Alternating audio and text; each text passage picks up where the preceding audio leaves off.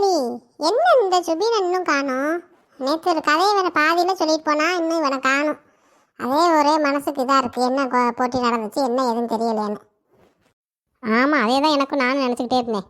ஆமாம், அந்த பையன் சொல்லியிருப்பான் தான், அதெல்லாம் யாவும் இல்லாமல் இருந்திருக்கும். கதை சொன்னது முழுசாக கேட்டது. அது சும்மா வேணுக்கும் சொல்லணும், நம்ம கண்ணி சொல்லணும். அந்த முதவி இருக்கே, கெட்ட சைத்தான். ஆமாம் ஆமாம், நீ சொல்கிறது சரிதான். வேணுக்கு எல்லாமே பண்ணுவான். இல்லாத சைத்தா வேலையெல்லாம் பார்ப்பான் அவன். நீ போகணுன்னு எதுவும் பண்ணுவோமா? வரானா இல்லையான்னு கேட்போமா?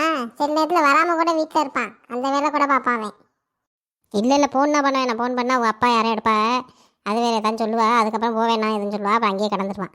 ஆமாம், வந்துடுவான் அவன். கழுதை கட்டால் குட்டி சவரம் சொல்லுவாள். எங்கே சுற்றி இங்கே தான் வரும் அந்த நாய்.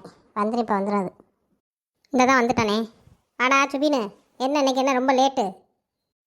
வரேன். என்ன எல்லாரும் திட்டிக்கிட்டு இருந்தீங்களா? இல்லை ஒன்னே போய் யாராச்சும் திட்டுவாளா? சரி உட்கார. சரி கதையை சொல்கிறா முத. என்ன போட்டி நடந்துச்சுன்னு சொல்கிறா. உனக்கு வந்தோன்னு அப்படியே உடனே கதையை சொல்லிடுறேன்னு. அவ்வளோ தூரத்துல நடந்து வரேன். செத்த இரு, எனக்கு தான் இல்லையா? செத்த இரு, பொறுமையாரு. ஏடா அஜய் வாடா. நேத்தேண்டா வரல? நேற்று கொஞ்சம் வேலையா போச்சு அஞ்சலி. ஆமாம், துற ஆஃபீஸ்ல வேலை ஆக்குறாரு. நேற்று ஒரே வேலையா போச்சு.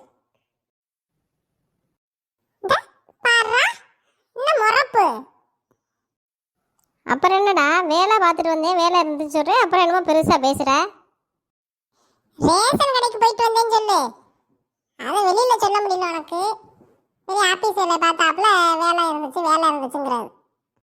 சரி விட்டுடா, ரேஷன் கடைக்கு போகிறோம், எங்கே போனாலும் போயிட்டு வரட்டும். உனக்கு என்னப்பா? சரி நீ கதையை சொல்லு முத. பாதி கதை தான் சொன்ன, பாதி கதையை சொல்லு. சரி அவசரப்படாதம்மா, சொல்கிறேன். அப்புறம் மட்டும் அவங்க போட்டி வச்சிருக்கேன்னு சொன்னாங்களா? அது வரைக்கும் தானே சொன்னேன். அப்புறமேட்டு போட்டி வச்சிருக்கேன்னு சொன்னாங்க. அப்புறம் என்ன போட்டின்னு சொல்கிறவங்க எல்லாம் ஆரம்பிச்சுட்டு அந்த மைக்கில் சொல்லிக்கிருந்தா போல. டே ஃபஸ்ட்டுன்னு சொல்கிறா கதையா? பாதியிலேருந்து சொல்கிறேன், முழுசாக கேட்டதாண்டா நல்லாயிருக்கும். ஃபஸ்ட்லேருந்து சொல்கிறா ப்ளீஸ்டா. டேய், உனக்கான ஃபஸ்ட்லேருந்துலாம் சொல்ல முடியாது. நேற்றே ஃபஸ்ட்டு உள்ளது சொல்லிட்டேன், இன்னைக்கு மீதி உள்ளது தான் சொல்ல போகிறேன். உனக்கு வேணும்னா அந்த டிஸ்கிரிப்ஷன் பாக்ஸில் லிங்க் அனுப்பிவிடு, அதை வேணால் போட்டு பார்த்துக்க. இப்போ ஃபஸ்ட்லேருந்து சொன்னேன்னு வைவே, அப்புறம் 2-3 பேர் தான் பார்க்குறாங்க. அதையும் பார்க்காம அப்படியே அருமையாக இருக்குன்னு ஓடிப்பா, சரியா? சரி சொல்லு. அப்புறம் போட்டி மொதல் போட்டி என்ன சொன்னான்னா, நல்லா சமைச்சிருக்கணும். நான் ஒவ்வொரு வீடாக டேஸ்ட் பார்ப்பேன், நல்லா சூப்பராக சமைச்சிருக்கணும் அப்படின்னு சொன்னாலாம். அப்புறம் 2வது போட்டி வீடு நல்லா சுத்தம் பண்ணி வச்சுருக்கணும். நல்லா வீட்டுக்குள்ளே நல்லா வாசனை மனமாக நல்லா இருக்கணும். அப்படி யாரும் நல்லா அழகான வீடு நல்லா டெக்கரேட் பண்ணி வச்சுருக்காரோ அவங்களுக்கு தான் ஃபஸ்ட்டு ப்ரைஸ்ன்னு சொன்னாலாம். 3வது போட்டி பேசிக்கிட்டு இருக்கும்போது தொடன்னு பேசுவான். 3வது போட்டி தானே.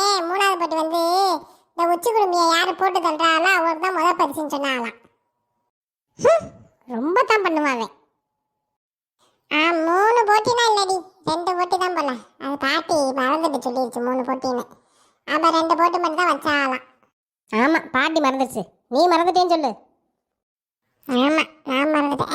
யாவும் வந்துருச்சு. 3வது போட்டி வெங்காயம் பூண்டு இதெல்லாம் வாங்கிட்டு ஒவ்வொரு மூட்டை வச்சு சீக்கிரம் யாரை உரிக்கிறாளோ அவங்க தான் ஜெயிச்சதா சொன்னாலாம். அதான் 3வது போட்டி. இப்போதான் யாபத்துக்கு வருது.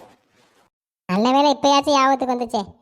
சொல்லு. அப்புறம் என்ன? அப்புறம் இந்த வெங்காயம் பூண்டு உரிக்கிறது அந்த கிளி தானே அழகான அந்த மூக்கை வச்சு விறுவிறுன்னு உரிச்சிருச்சு போல. உரிச்சு அதுலேயும் ஃபஸ்ட்டு ப்ரைஸ் வந்துருச்சு போல. அதுக்கப்புறம் சாப்பாடு இது பண்ணுறது இல்லை, வீடு சுத்தமாக இருக்குது. நம்ம ஒவ்வொரு வீட்டுக்கு போட்டால் நாரி நதம் குழஞ்சிருந்துச்சா வீடுனா, நல்லாவே இல்லையா, ஒரே வாடையா, ஒரே சுத்தம் இல்லாமல் ஒரே இது இருந்துச்சான். அப்போ இந்த கிளி வீட்டுக்கு போனோம்னா அவ்வளோ சுத்தமாக அவ்வளோ அழகாக வச்சுருந்துச்சான் அந்த கிளியும் அந்த பிள்ளையும். அவரை பார்த்து ராஜா ரொம்ப சந்தோஷப்பட்டாராம்.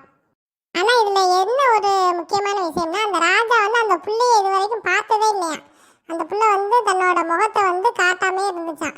ஏன்னா கை கால் நமக்கு பிரச்சனையாக இருக்குது, அதனால ராஜா பார்த்தோன்னே எதுன்னு சொல்லுவாளே என்னமோன்ட்டு அந்த பிள்ளை ஒளிஞ்சே இருந்துச்சான், ராஜாவுக்கு தெரியாமே. பாவம். ஆமாம். அப்புறம் 2 போட்டிலையுமே அந்த ஒரு 2 பேரும் இந்த கிளியும் அந்த பிள்ளையும் ஜெயிச்சிட்டாங்க. அப்போ 3வது போட்டி சாப்பாடு போட்டியான். ஒரு வீட்டில் பார்த்தோம்னா உப்பை தூக்கி கொட்டி வச்சுருந்தாளுங்களாம், ஒரு வீட்டில் பார்த்தோம்னா ஒரே உரப்பா அப்படியே ராஜா திருச்சி ஓடிட்டாராம். அப்புறம் கடைசியாக இந்த பிள்ளை வீட்டுக்கு வந்து சாப்பிட்டாலும் அவ்வளோக்கு சூப்பராக இருந்துச்சா சாப்பாடு. நல்லா எங்கள் வீட்டில் செய்வோம்ல டேஸ்ட், அது மாதிரி நல்லா சூப்பரான சாப்பாடு இருந்துச்சான். அப்போ அதை பார்த்துட்டு இதுதான் ஃபஸ்ட்டு ப்ரைஸ் அப்படின்னு சொன்னாராம். ஆமாம், உங்கள் வீட்டில் மட்டும்தான் சாப்பாடு டேஸ்ட்டாக இருக்கும், எங்கள் வீட்டில் டேஸ்ட்டாக இருக்காது. எல்லார் வீட்லையும் அப்படி தான் இருக்கும். ரொம்ப ஓவராக பண்ணாமல் கதையை சொல்லு. ஒருத்தி ஒரு பேச்சுக்கு கூட சொல்ல விட மாட்டான், எல்லாத்துக்கும் குறை கண்டுபிடிக்கிறது. அப்புறம் அந்த 3 போட்டியிலையுமே அவங்க தான் ஜெயிச்சாலாம். ஜெயிச்சதுக்கப்புறம் அதுக்கப்புறம் ராஜா அந்த பேரை வாசிச்சாராம். அந்த கிளியும் அந்த புள்ள பேரையும் வாசிச்சாராம். வாசிச்சுட்டு அவங்க தான் வந்து ஃபஸ்ட்டு ப்ரைஸு, நான் அந்த அவங்கள தான் கல்யாணம் பண்ணிக்க போகிறேன் அப்படின்னு சொன்னாராம். அப்புறம் அந்த பிள்ளைக்கு ஒரே சந்தோஷமா இருந்துச்சா. உடனே அந்த பிள்ளை வெளியில் வந்துருச்சா. அந்த பிள்ளைக்கு என்ன பேர் வச்சாலாம்? பேர் சொல்லவே இல்லை நீ. முத்து கருப்பின்னு வச்சாலாம். தாச்சன் சொல்லுவாள், நீ ஏதாவது சும்மாவே இருக்க மாட்டியாடி. பேர் ஏதாச்சும் ஒன்று வச்சிருப்பாங்க. நம்ம நானா போய் பேர் வச்சேன், நம்ம ஏதாச்சும் ஒரு பேர் வச்சுக்க வேண்டியதான்.